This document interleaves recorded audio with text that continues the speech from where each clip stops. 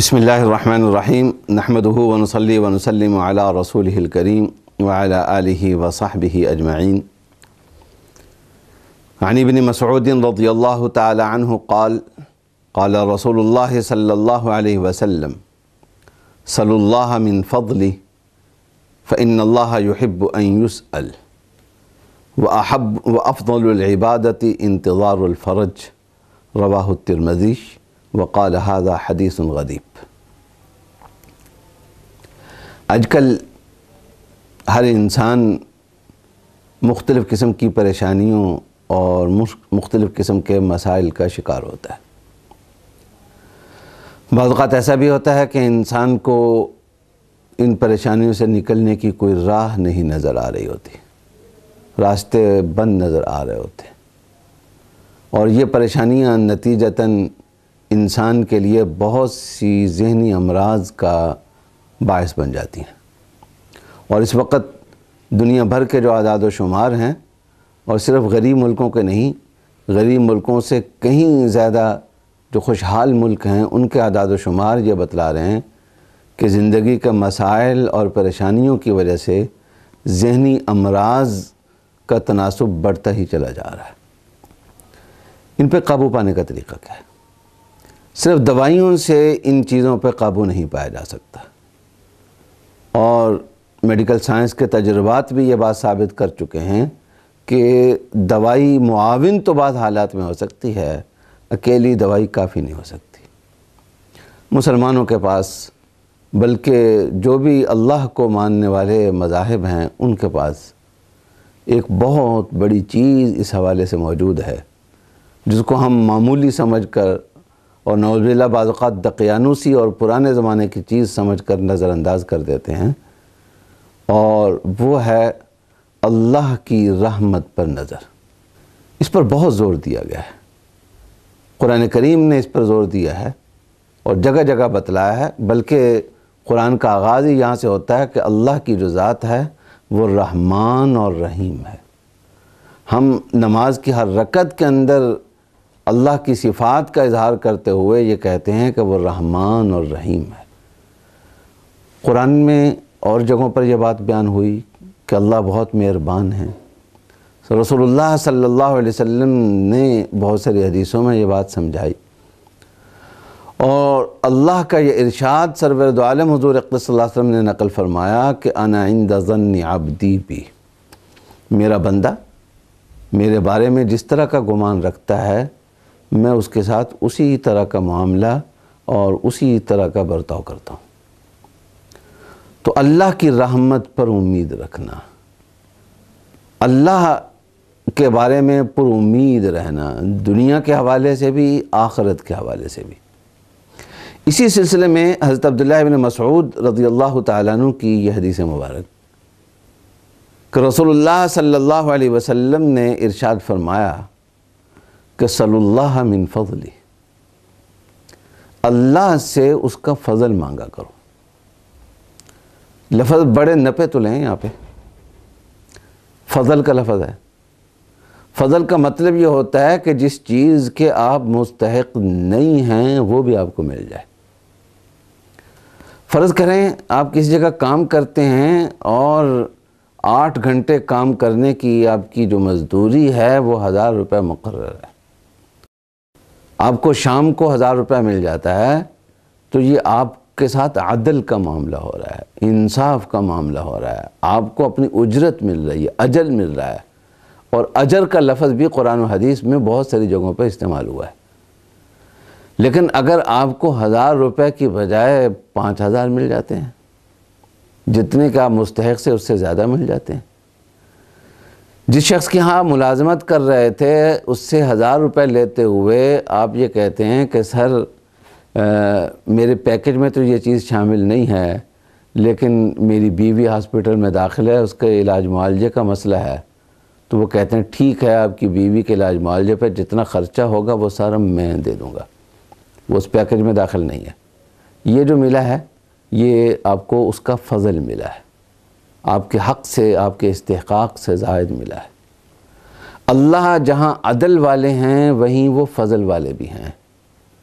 اور قرآن کریم یہ بتلاتا ہے کہ واللہ ذو الفضل العظیم،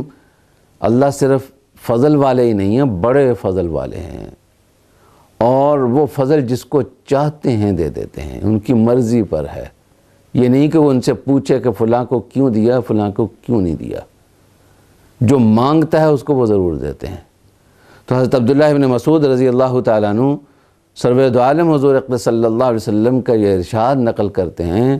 صلی اللہ من فضلی، اللہ سے اس کا فضل مانگا کرو۔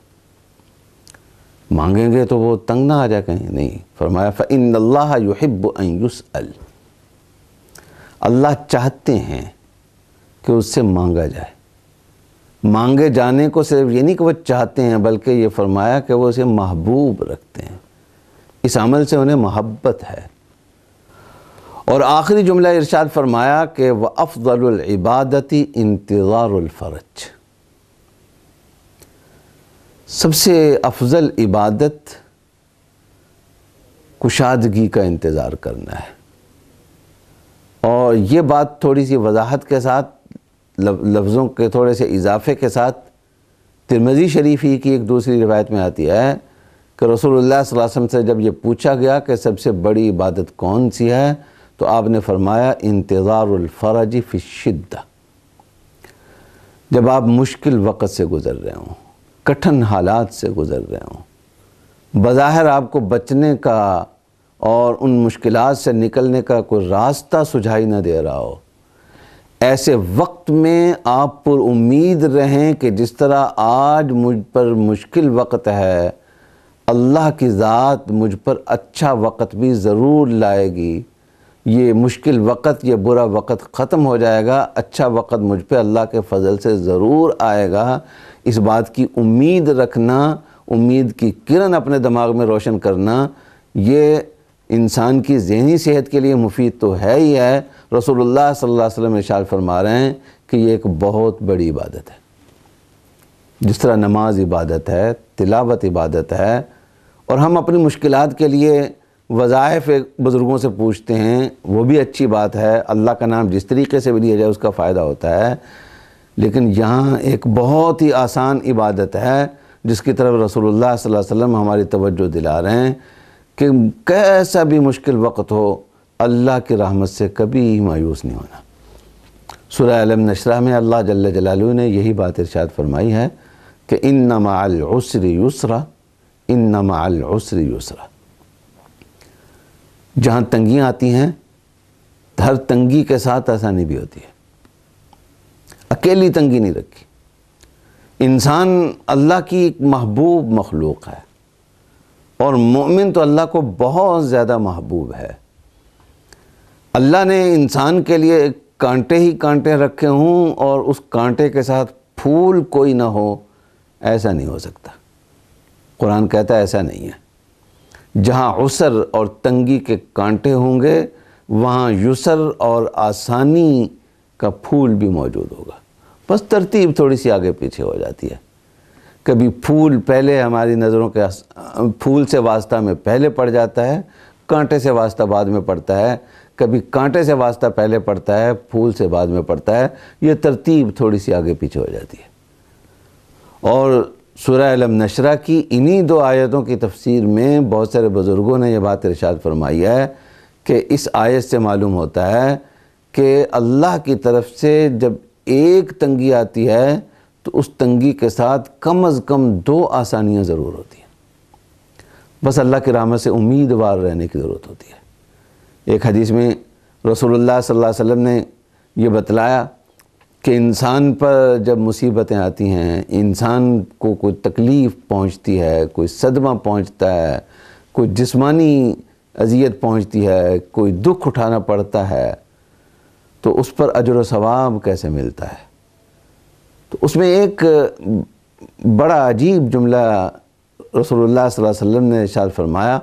کہ من رضی فلہ الرضا ومن سخط فلہ السخط، جو اللہ کے فیصلے پر راضی ہوتا ہے، اللہ کی رحمتوں سے امیدوار ہوتا ہے، اس کے لیے پھر رضا ہی رضا ہوتی ہے۔ اور جو ناراض ہو جاتا ہے، ناراض ہونے کا مطلب یہ کہ نعوذ باللہ یہ سمجھ لیا کہ اللہ نے میرے ساتھ زیادتی کی ہے، قرآن بتلاتا ہے کہ یہ کافروں کا مزاج ہے. یقول ربی اہانن، جب تھوڑی سی تکلیف پہنچتی ہے وہ کہتا ہے میرے رب نے میری توہین کی ہے. تو جو شخص مشکل وقت میں اللہ کی رحمت سے امید وابستہ نہیں کرتا اور یہ سمجھتا ہے کہ اللہ نے صرف کانٹا ہی میرے لیے بنایا ہے، اس کے ساتھ کوئی پھول نہیں بنایا، تو وہ گویا اللہ کے سامنے سخط کا، ناراضگی کا اظہار کر رہا ہے. تو پھر اللہ اس کے ساتھ اور انداز کا برتاؤ کرتے ہیں. لیکن جو اللہ کی رحمت پہ امیدیں وابستہ رکھتا ہے، یہ سمجھتا ہے کہ جس نے ایک کانٹا دیا ہے، اس کانٹے کے ارد گرد پتہ نہیں کتنے پھول میرے لیے ہوں گے، تو اللہ جل جلالہ اس کے ساتھ پھر اسی انداز کا معاملہ کرتے ہیں. اللہ جل جلالہ ہمیشہ اپنی رحمتوں سے امیدیں وابستہ رکھنے کی توفیق عطا فرمائیں اور کبھی بھی اپنی رحمت سے ہمیں مایوس نہ فرمائیں.